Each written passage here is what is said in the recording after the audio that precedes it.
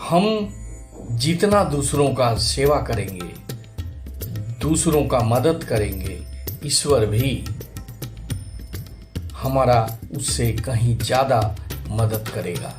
क्योंकि हम कहीं भी छुप जाएं, लेकिन ईश्वर का जो दिव्य दृष्टि से है उससे हम छिप नहीं सकते। अगर हम थोड़ा मदद किसी का करते हैं तो ईश्वर हमें कई गुना मदद करेगा और जो भी थोड़ी बहुत तकलीफ है हमारे समक्ष उसको दूर कर देगा। दूसरे का सेवा करना परमेश्वर का सेवा करने के बराबर होता है, क्योंकि जो दूसरे को देखता है उसको परमेश्वर देखता है, ईश्वर देखता है। दूसरों का सेवा, दूसरों का सहायता अवश्य करनी चाहिए, क्योंकि जितना ही अधिक हम दूसरों का सेवा करेंगे, दूसरों की सहायता करेंगे, ईश्वर उतना ही अधिक हमारी सहायता करेगा। कभी भी स्वार्थी बनना नहीं चाहिए, क्योंकि स्वार्थ पाप का कारण होता है। अगर हम स्वार्थ में वशीभूत रहें, दूसरों के बारे में न सोचें, तो हम भगवान के समक्ष क्या कहेंगे? जब हमारी मृत्यु हो जाएगी, जब हम भगवान के सामने जाएंगे, तो क्या कहेंगे कि हमने दूसरों को क्या दिया? एक कुत्ता, एक जानवर भी जीवन काट लेता है। हम तो मनुष्य हैं, हमारा जीवन न सिर्फ काटने का है, बल्कि इस दुनिया में लोगों की सेवा के लिए, दूसरों की सहायता के लिए ईश्वर ने हमें बनाया है।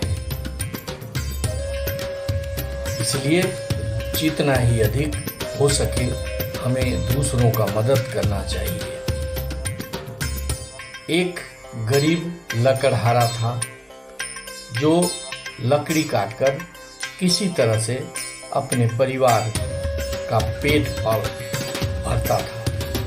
वह इतना ही कमा पाता था जितना से कि किसी तरह से उनका पेट भर जाए। एक बार की बात है, उस गांव में एक संत आए हुए थे। उस लकड़हारे ने भी संत के दर्शन के लिए गए। जब उसे समय मिला तो उसने संत से पूछा, भगवान, मेरा किस्मत में क्या लिखा है? संत ने कहा, मैं रात को भगवान से पूछकर तुम्हें कल बताऊंगा। दूसरे दिन वह लकड़हारा संत के पास गया। संत ने कहा कि बच्चे, तुमको भगवान 50 बोरी अनाज तुम्हारे किस्मत में लिखे हैं। तुम्हें 50 बोरा अनाज का ही भाग्य में प्राप्ति है, इसलिए तुम्हें कम आमदनी होती है और तुम धीरे धीरे करके उस 50 बोरे से ही अपना जीवन काट रहे हो। जिस दिन वो तुम्हारा जीवन का अंत होगा, उस दिन तक तुम 50 बोरे खा चुके होगे। तो लकड़हारे ने कहा, भगवान, आधा पेट खाने से तो अच्छा है, भगवान से कहिएगा मुझे एक बार 10 बोरी अनाज दे दें, ताकि मैं पेट भर एक दिन तो कम से कम खा लूं। कहा, ठीक है, मैं कल भगवान से बात करके तुम्हें बताता हूं।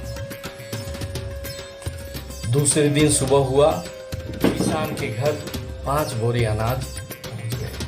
किसान ने उस अनाज से अच्छा पकवान बनाया और पेट भर कर खाया, और अपने गांव के जितने भी लोग थे, गरीब अमीर, सबको बुलाकर उसको भोजन कराया। सभी खाकर उसको आशीर्वाद देकर चले गए। शाम को वह फिर संत के पास गया। संत ने पूछा कि तुम अनाज का क्या किया? तो बोला कि मैं पेट भर के खाया और दूसरों को खिला दिया। संत ने कहा कि ठीक किया, अब आगे क्या करना है मैं भगवान से पूछ कर बताता हूँ। दूसरे दिन पुनः 5 बोरे अनाज उसके घर पहुँच गए। उसने भरपेट भोजन किया और दूसरों को भी खिलाया। जो भी जिनके पास भी खाने को नहीं था सबको बुला बुला कर वह खिलाने लगा और सबका आशीर्वाद प्राप्त करने लगा। इस प्रकार से हुआ उसका जीवन चलते गया। प्रतिदिन 5 बोरे आते थे, वह अपना पेट भर खाता था और दूसरों को भी खिलाते जाता था। कुछ दिन बाद वह संत के पास गया और पूछा कि आपने भगवान से मेरे बारे पूछे कि मेरा भाग्य में क्या लिखा है। तब संत ने कहा, तुमने तो इतना पुण्य कमा लिया कि अब कभी भी तुम भूखे नहीं रहोगे। भगवान तुम्हारी सहायता हरदम करते रहेंगे। तुम जिस तरह से दूसरों की सेवा करते हो करते रहना। इस प्रकार से वह सदा दिन दूसरों को सेवा करता रहा, खिलाता पिलाता रहा और पेट भर खाता भी रहा, अपने परिवार का पालन भी करते रहा। भाइयों, इससे हमें यह शिक्षा मिलती है कि हमें भी दूसरों की मदद करते रहना चाहिए। जितना हो सके, जितना संभव हो सके उतना मदद करते रहना चाहिए। अवश्य ही भगवान इस बात को देखेंगे और सबसे बड़ा पुण्य हमको मिलेगा और जितना हम देंगे उससे कई गुना हमें अवश्य प्राप्त होगा। इस बात को अवश्य विश्वास रखना चाहिए, क्योंकि भगवान सब कुछ देख रहे हैं।